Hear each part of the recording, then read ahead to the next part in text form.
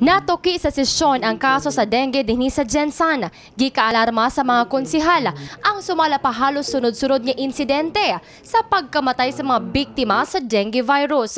Mao nga nahisgutan sa konseho nga ipatawag sa sunod sesyon ang labaw sa City Health Office aron ipaklaro ang datos sa dengue cases.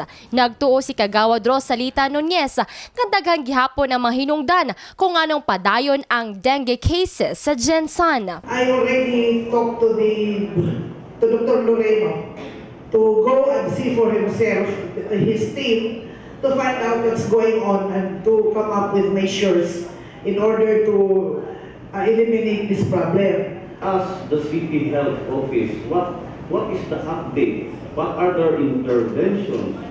What are the mitigating measures they have done since last year, Madam Chair? Apan pagpaklaro sa City Health Office nga mas ubos ang ihap sa mga nataptan og dengue sa tuig 2015 itandi sa niaging 2014. Apan pagpaklaro sa City Health Office nga mas ubos ang ihap sa mga nataptan og dengue tuig 2015 itandi niadtong tuig 2014. Kundiin gikan Enero 1 ngadto na Disyembre 26 sa tuig 2014 adunay natalang 1,434 ka dengue cases sa 26 ka barangay sa Jensan og 16 niini ang namataya.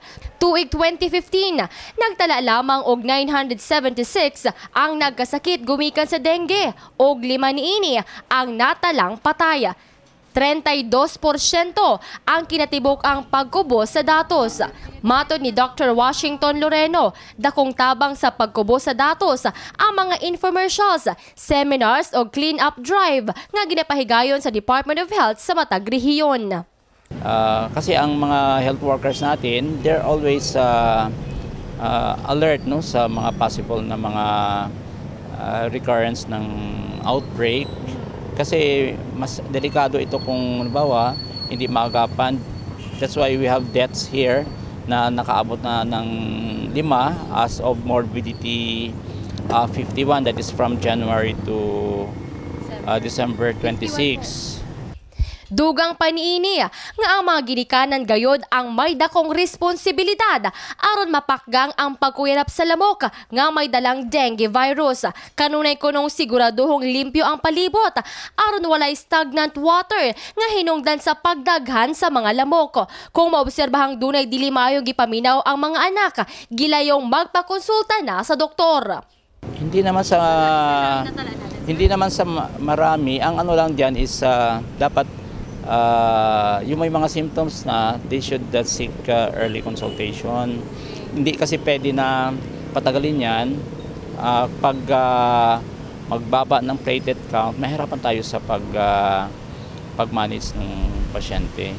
So nasa magulang talaga yan, sir? Yes, kasi ayun mag-cooperate talaga sila kasi even though sa ano namin na to really prevent the occurrence of more cases ng dengue, pero kung sila mismo, yung awareness nila, mababa pa rin.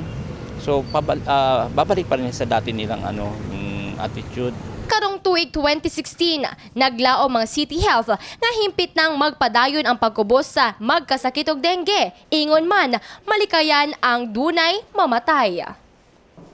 Jess Saladuna, Brigada News.